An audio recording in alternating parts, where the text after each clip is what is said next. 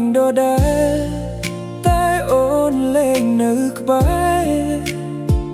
បេះដូងបងស្ងាត់ដូចមេឃគ្មានផ្កាយរាល់ពាក្យអូនប្រាប់បងនៅចាំមិនភ្លេចតែថ្ងៃនេះអូនទៅឆ្ងាយពីបងហើយអូនទៅឆ្ងាយហើយទុកបងឲ្យនៅឯកោខ្យល់យកបកមកនាំតែការនឹកអូនចង់ឃើញអូនម្ដងទោះត្រឹមក្នុងសូវិនព្រោះបេះដូងបងនៅស្រឡាញ់អូនដដែល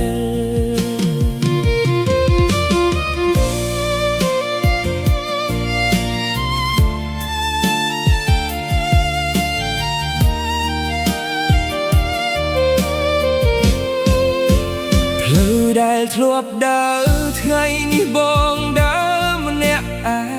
ងសំឡេងសាច់អូននៅលន់ក្នុងចិត្តបងខំធ្វើរឹងមាំមុខមនុស្សជុំវិញតែពេលនៅម្នាក់ឯងទឹកភ្នែកហូរមិនឈប់អូនទៅឆ្ងាយហើយមិនដឹងថ្ងៃណាវិលស្នេហ៍ដែលធ្លាប់ស្រស់คล้ายជាការឈឺចាប់បងនៅតែចាំទោះគ្មានសង្ឃឹមក៏ដោយព្រោះក្នុងបេះដូងមានតែអូនម្នាក់គត់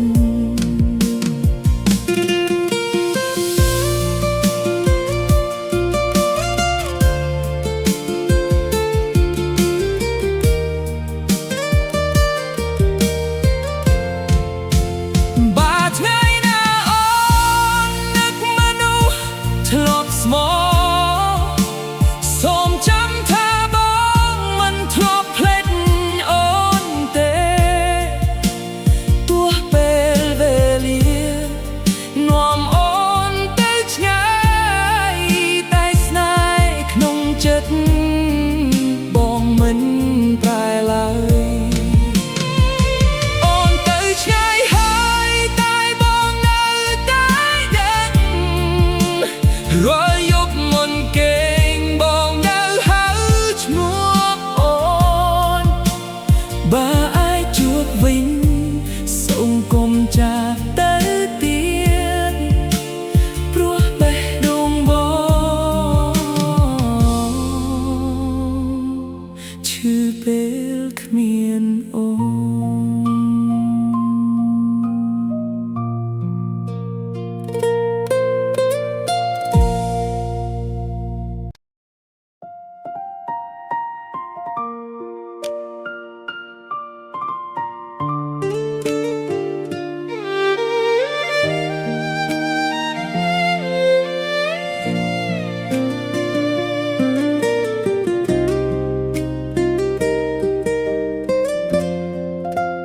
យប់នេះខ្ញុំអង្គុយម្នាក់ឯង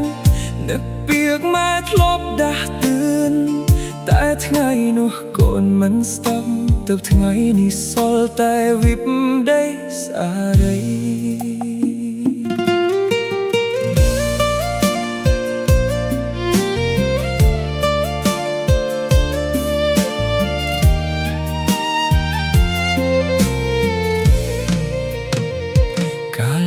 ក្មេងម៉ែខំលំបាកគ្រប់យ៉ាងឲ្យកូនបានរៀនបានហូរគ្រប់ពេលតែកូនធ្លាប់ភ្លេចពាក្យម៉ែដែលបារម្ភដើរតាមចិត្តខ្លួនមិនគិតពីម៉ែឡើយកូនខុសហើយម៉ែសូម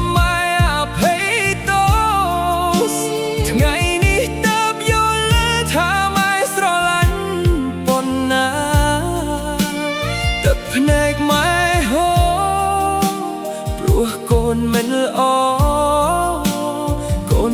ក្នុងចិត្តពេលឃើញម៉ែយំថ្ងៃនេះកូនដឹងជីវិតមិនងាយទេពេលគ្មានម៉ែក្បែរចិត្តកូនឯកោណាស់អាហារមួយចានដែលម៉ែធ្លាប់ធ្វើឲ្យក្លាយជាអនុស្សាវរីយ៍ដែលកូននឹករាល់ថ្ងៃកូនខុសហើយម៉ែដែលធ្វើឲ្យម៉ែឈឺកូនសុំត្រឹមម៉ែកុំលែងស្រឡាញ់កូនបើអាចវិលត្រោយកូននឹងធ្វើល្អមិនឲ្យម៉ែពិបាកដោយសារកូនទៀតទេ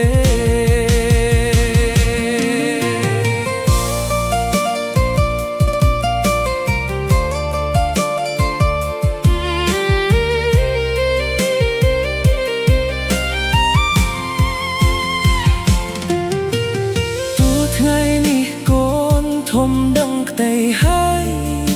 កូននៅតែត្រូវការក្តីស្រឡាញ់ពីម៉ែសូមឲ្យពេលវេលាមិនយកម៉ែទៅឆ្ងាយកូននៅចង់ឮសំឡេងម៉ែ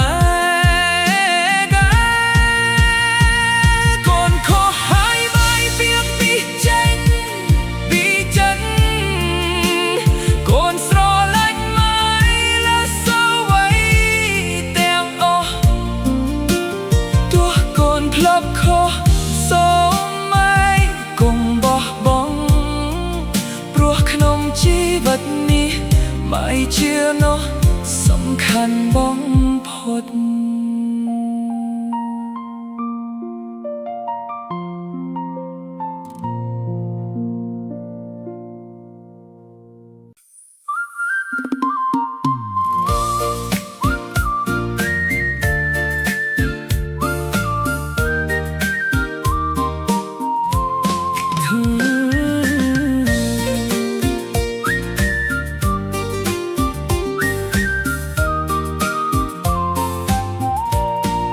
ថ្ងៃនេះមេឃស្រស់បេះដូងបងក៏សប្បាយព្រោះបានជួបនោះអ្នកដែលបងចង់មានក្នុងជីវិតដំបូងគ្រាន់ស្គាល់តែចិត្តបងរំភើបអូនញញឹមម្ដងធ្វើឲ្យភ្លេចអស់ទុក្ខដើរក្បែរអូនដូចដើរលើពកមើលទៅទីណាក៏ស្រស់ស្អាតទាំងអស់អូនជាគូព្រេងពិតដែលបេះដូងបងចង់បានមានអូនក្បែរខ្លួនថ្ងៃធំតាក៏មានន័យចាប់ដៃបងទៅកុំឲ្យបាត់ពីគ្នាព្រោះជីវិតបងចង់មានតែអូនប៉ុណ្ណោះរាល់ពេលអូនហៅចិត្តបងលោតញាប់មនុស្សធ្លាប់ឯកោថ្ងៃនេះមានស្នាមញញឹមទោះទៅទីណាបងក៏ចង់មានអូនស្នេហ៍យើងសាមញញតែពោពេញក្តីសុខអូនជាគូព្រេងពិតមនុស្សដែលបងស្វែងរកអរគុណវាសនាដែលនាំអូនមកជួបថ្ងៃស្អែកយ៉ាងណាបងនៅក្បែរអូនស្រឡាញ់អូនរាល់ថ្ងៃមិនឲ្យអូនឯកោ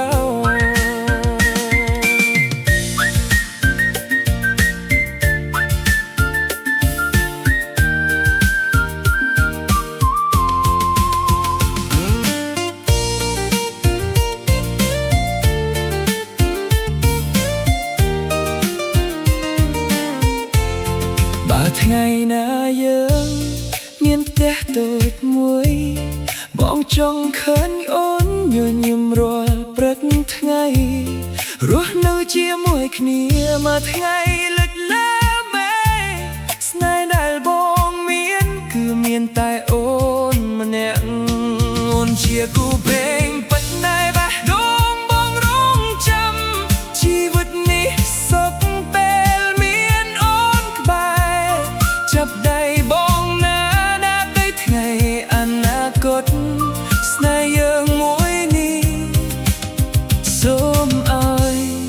ថិតរហូត